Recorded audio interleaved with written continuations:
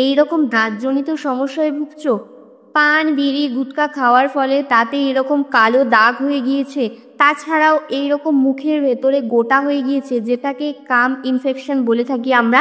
তো এই রকম যদি সমস্যায় তোমরা ভুগে থাকো, তাহলে আজকের ভিডিওটা একদমই স্কিপ করো না। আজকের ভিডিওটা তোমাদের জন্য ভীষণ হেল্পফুল হতে চলেছে। যাদের এই রকম ইনফেকশন জনিত সমস্যা দেখা দিচ্ছে, তাছাড়াও যাদের পান বিড়ি গুটখা খাওয়ার ফলে দাঁত একদমই হলদেটে হয়ে গিয়েছে, দাঁতে পোকা ধরে গিয়েছে, সেই দাঁতকে চকচকে করে তুলতে পারবে।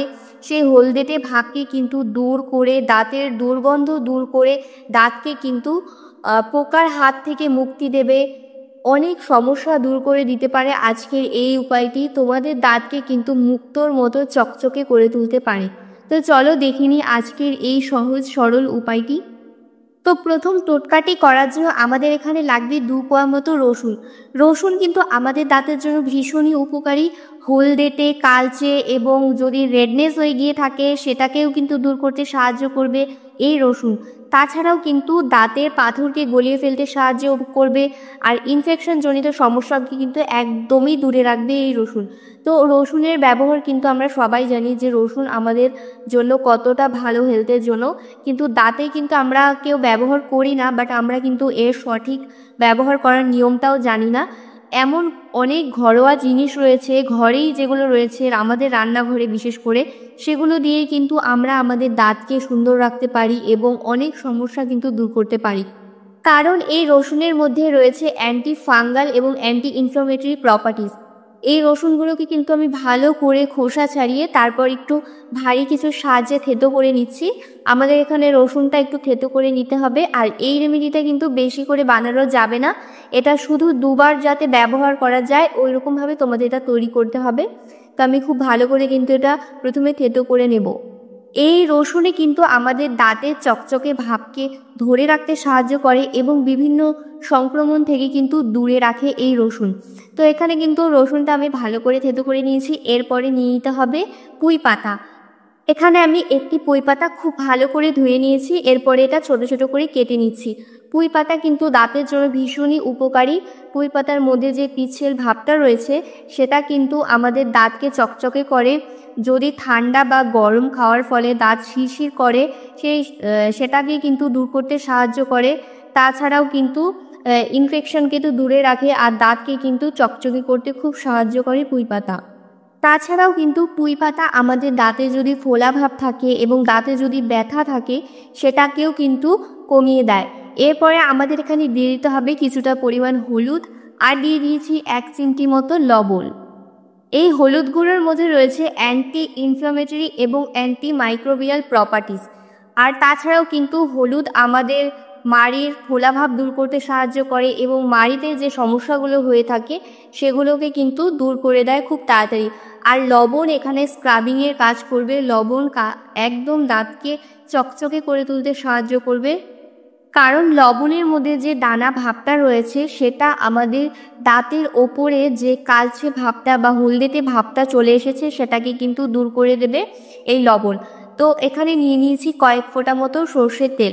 খুব বেশি সর্ষের তেল দিলে হবে না, এখানে 2 থেকে 3 ফোঁটা মতোই কিন্তু সর্ষের তেল অ্যাড করতে হবে। সর্ষের তেল কিন্তু আমাদের দাঁতকে কিন্তু চকচকে করতেও সাহায্য করে। এরপরে কিন্তু দিয়ে দেব টুথপেস্ট। তোমরা এখানে যে টুথপেস্টটা ব্যবহার করো সেটা এখানে দিয়ে দেবে। প্রত্যেকটা উপাদানকে ভালো করে আমি মিশিয়ে নিয়েছি। আজকে যে উপায়টি তৈরি হচ্ছে এটা কিন্তু ভীষণই ইজি, আর এটা কিন্তু তোমাদের দাঁতের জন্য খুবই ভালো হতে চলেছে আজকের এই উপায়টি। তো আমি কিন্তু প্রত্যেকটা উপাদানকে ভালোভাবে মিশিয়ে নেব। দাঁতজনিত সমস্যা দূর করতে আজকের এই সহজ উপায়টি তোমাদের জন্য কিন্তু ভীষণই ইফেক্টিভ। তোমরা একবার এটা ব্যবহার করে দেখতে পারো, তোমরা অনেক আরাম পাবে।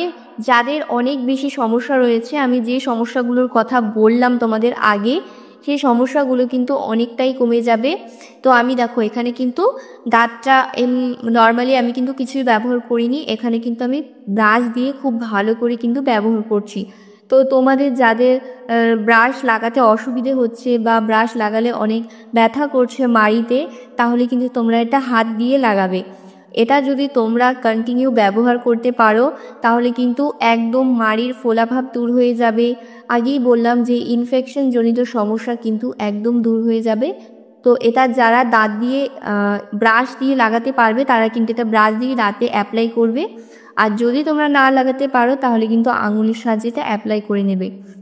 এটা তোমাদের দিনে 2বার করে করতে হবে, মানে তোমরা দিনে 2বার করে এইভাবে ব্রাশ করবে, তাহলে কিন্তু তোমরা 2 দিনেই ফলাফলটা দেখতে পারবে যে দাঁতটা কত চকচকে হয়েছে, তার সাথে সাথে ব্যথা বেদনা সব কমে গিয়েছে। তো এখানে দেখো দাঁতটা আমি ভালো করে ক্লিন করে এসেছি, তোমরা দেখে বুঝতেই পারছো যে আমি একবার জাস্ট একটু ব্যবহার করেছি, আর খুব বেশি সময় ধরে কিন্তু আমি এখানে ব্রাশও করিনি। তারপরেও কিন্তু দাঁতে যে হলদেটে ভাব রয়েছে সেটা খুব সুন্দরভাবে কেটে গিয়েছে। তো এরপরে কিন্তু আমাদের পরবর্তী স্টেপে চলে যেতে হবে। পরবর্তী স্টেপটা করার জন্য এখানে নিয়ে নিতে হবে বাটিতে কিছুটা জল।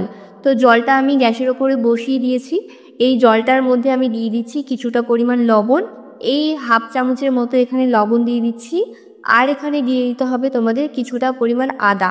তো আদা এবং লবণ দিয়ে জলটা ভালো করে ফুটিয়ে নিতে হবে। তো এখানে তোমাদের লবণটা অবশ্যই দিতে হবে, লবণ মাড়ির ফোলাভাব দূর করবে, তার সাথে সাথে কিন্তু তোমাদের দাঁতে যদি ব্যথা থাকে সেটাকেও কিন্তু কমিয়ে দিতে সাহায্য করবে।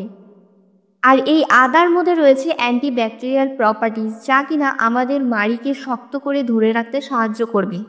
তাছাড়াও কিন্তু দাঁতের ব্যথা কমাতে সাহায্য করবে এবং দাঁতে যদি ফাটল থাকে সমস্ত কিছু কিন্তু দূর করে দেবে এই জলটি। এই জলটি ভীষণ উপকারী, আর এই জলটি তোমাদের ছেঁকে নিয়ে উষ্ণ গরম অবস্থায় কিন্তু এটা কুলকুচি করতে হবে।